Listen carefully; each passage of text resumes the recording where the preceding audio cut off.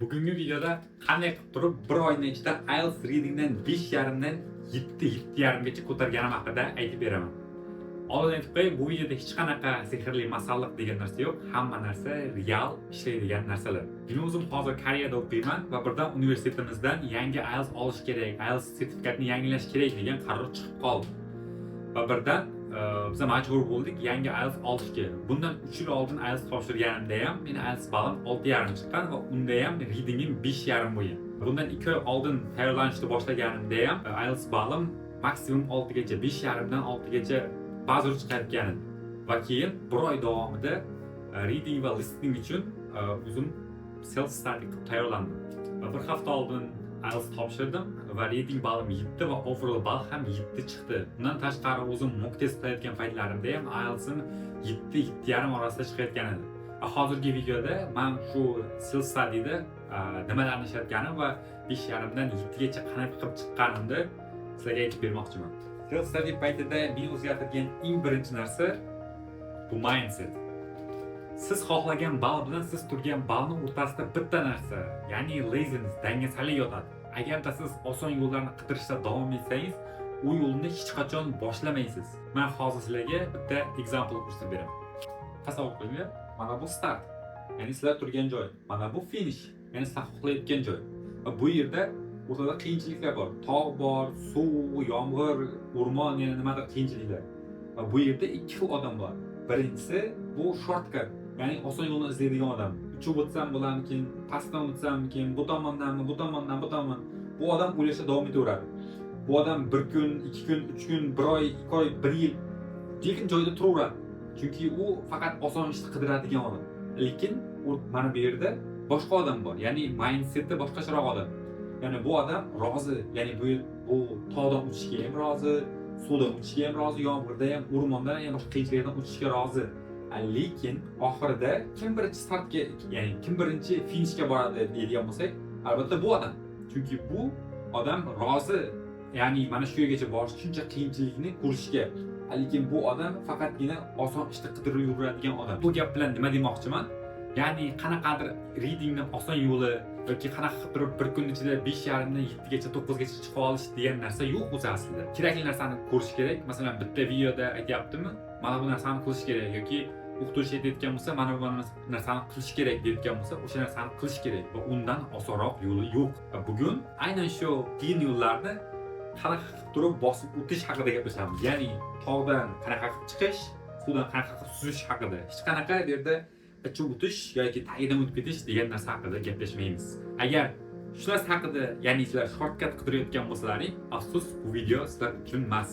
Agar sizlar qolayotgan bo'lsalaring, videoni boshlaymiz. Ikkinchi o'rinda meni readingimga yordam bergan narsa bu 10 ta sifatsiz testdan ko'ra bitta sifatli test ancha yaxshiroq. Juda ham ko'p o'qituvchilar aytadi bu narsani. 10 ta testni galma-gal qilib ketaverishdan ko'ra bittasini olib, to'liq bajarib, keyin uni to'liq analiz qilgan ma'qul. Bu narsani allaqachon sizlar o'qituvchilarga aytgan bo'lsa kerak yoki boshqa videolarda ham allaqachon ko'rgansizlar. Ya'ni men qilgan narsa ham xuddi shunday edi. Bir kunda atiga bir dona test ishlardim va o'sha testni ham to'liq ishlab turib, ya'ni bir o'tirishda 1 soat ichida to'liq ishlab, keyin yana 1 soat uni analizlarini ko'rib chiqardim. Ya'ni xato javoblarni ko'rib, nima uchun xato chiqdi, yana qayerda adashdim, shularni 1 soat o'zim analiz qilganman. Va shu narsani anglab yetdimki, meni IELTS'ni 5,5 chiqayotganim sababi aynan o'sha dangasalikda ekan. Men bitta test tugatganimdan keyin uni 1 soat analiz qilmaganman yoki bo'lmasa bitta testni boshlaganimdan keyin reading testi bitta birinchi yoki ikkinchi passajni qilib turib bo'ldi, uchinchi passajni umuman qilmayapman. Mayli, rozi bo'lib turib, yoqmasa ham majburan shu narsani qilib boshlaganimdan keyin readingimda o'zgarishni ko'rishni boshladim. Uchinchi menga yordam bergan narsa bu artikellar. Artikellar o'zi aslida reading nima haqida ketayotganini tezroq anglab olishga yordam beradi. Ya'ni qancha ko'p artikel o'qisalaring, ertaga testda ham o'qishdan shuncha boshlaring og'rib qolmaydi, shunchalik zerikib qolmaysizlar. Buni aslida men 5,5 olib yurgan paytlarimda ham bilardim. Juda ham ko'p YouTube'lardan ko'rganman. Yana o'sha narsa dangasalikka borib taqaladi.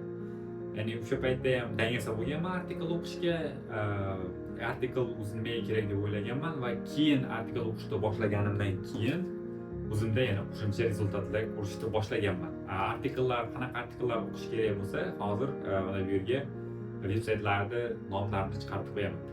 4-chi IELTS'ni balini ko'tarishda yordam beradigan narsa bu hech kimga yoqmaydigan lug'atlar.